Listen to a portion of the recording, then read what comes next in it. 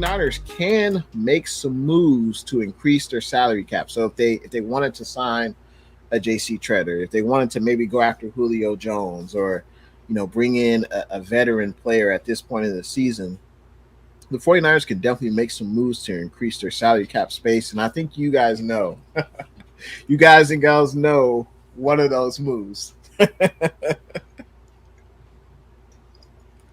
One of those moves is obviously Jimmy G. Jimmy G, I understand from a business standpoint why Jimmy G is still on the roster. There was no trade market for Jimmy G due to him getting the surgery to his arm. Jimmy G is not throwing yet. I believe he's expected to throw at the end of June, maybe early July. So I totally understand why there is no market to trade Jimmy G. But I don't think there's any chance Jimmy G is on this roster come week one. I just don't think the 49ers will pay a backup quarterback $25 million. I just don't see that happening at all. I would say that, and I heard this over the weekend, that maybe Jimmy G would offer to restructure his contract to be with the 49ers. I don't think so. I don't think that's the case at all.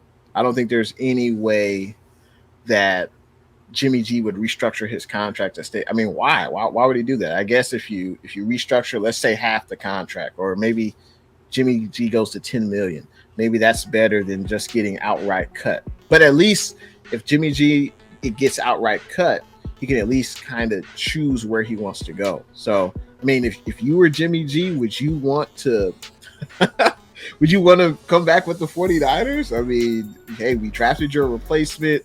He's starting over you. I'm sure Jimmy G in his mind thinks, hey, I was part of taking this team to 2 NFC championships and a Super Bowl appearance, and they're going to get rid of me. Like, I can see Jimmy G having that mindset, but if that is his mindset, why would he want to come back to the Niners on a reduced salary? I just think there's no way that's going to happen. I think there's no way he's going to be on this roster at his current salary at week one of the regular season. I think there's a chance that maybe if Jimmy G decides to reduce his salary, maybe he can still be on the roster. But I wouldn't want that locker room dynamic where Jimmy G is still there. Trey, has a bad game. We have to hear about Jimmy G. I just don't think that's a good situation. I think Trey Lance should. I wouldn't want Trey Lance to have to deal with that. Even though I think Jimmy G is a professional, I just wouldn't want that for Trey Lance. So that's one way the 49ers can increase their salary cap by cutting or trading Jimmy G. And I heard over the weekend also that Cleveland may be interested in Jimmy G. Carolina still may be interested in Jimmy G. But we'll see what happens. I mean, if Jimmy can't pass a physical, if Jimmy can't throw the ball, I don't think anything's really going to happen as far as a trade. Another move the 49ers can make. The 49ers, the 49ers can release Samson Ebukam. I know his name is pronounced Ebukam. I just like to say Ebukam, but I think Samson, he could get released. I believe Samson, let me make sure I get this right. Let me double check what Samson is scheduled to make. Samson does not have much guaranteed money on his contract.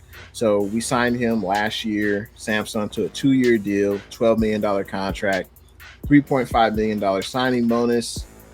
But for Samson's second year, he's only guaranteed, I should say this. So for his second season, if we let go of Samson, his dead cap, which means the money that we'll owe Samson if we cut him, would only be $1.75 million, even though he could earn $6.5 million this year.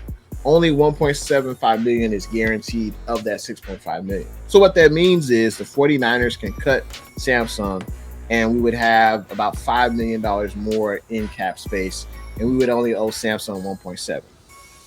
So that could be an option. The 49ers could release Samsung, or we could extend him. If we extend Samsung one more season, get his cap number reduced significantly, that could be an option as well. Samsung, the first half of the season, I don't think he had a significant impact on the defense. I think he played much better toward the second half of the season and also in the playoffs. I hope we keep Samsung. I think this John Lynch and the 49ers really value depth along the defensive line. And I think obviously Samsung adds to that depth. And I anticipate we'll have at least 8 to 10 guys on the defensive line this year, just like we did last year. I think Chris Kaserik does an excellent job in getting his guys motivated and getting the most out of defensive linemen. You look at Kerry Hyder; he had a great year, one of his best seasons. You look at Arden Key; he had one of his best seasons in the NFL. So he can definitely get the most out of guys who, their first few seasons in the NFL, they didn't really live up to the billing. So I'm confident in Chris Kaserik and Samsung, but we'll see, because that could be a late training camp cut, or maybe they should. I think they could restructure. Maybe if they restructure, they'll lower his cap this year, and he'll still be on the team for a year or two. But we'll see what happens.